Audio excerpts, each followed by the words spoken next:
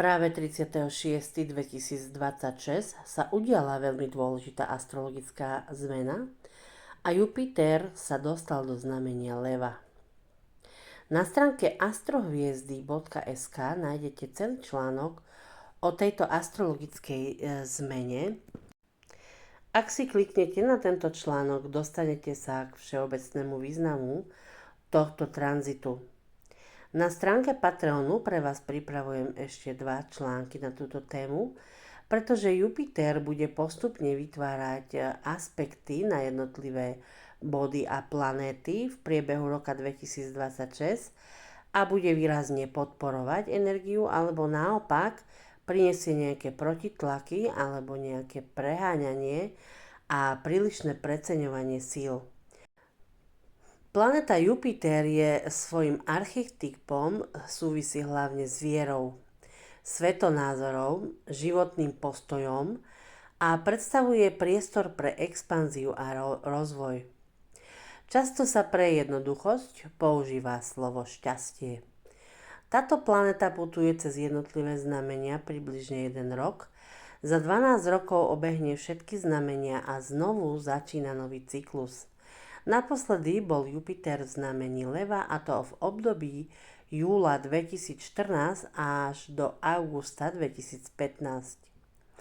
A znovu sa tam planéta Jupiter vráti až v roku 2038.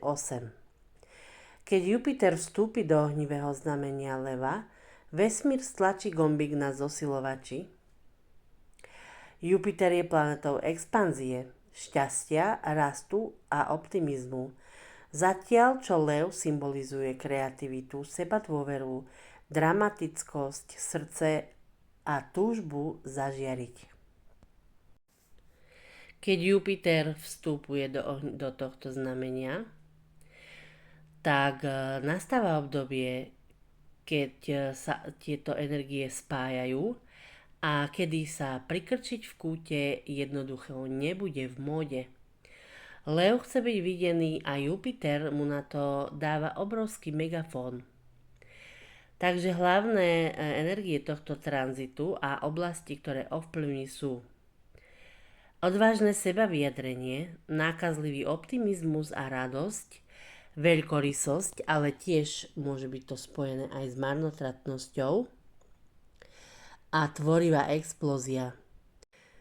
V článku na stránke www.astrohviezdy.sk nájdete celý popis tohto tranzitu a opisujem tam, ktoré oblasti by mohli byť podporené a aké energie môžete čakať od planety Jupiter.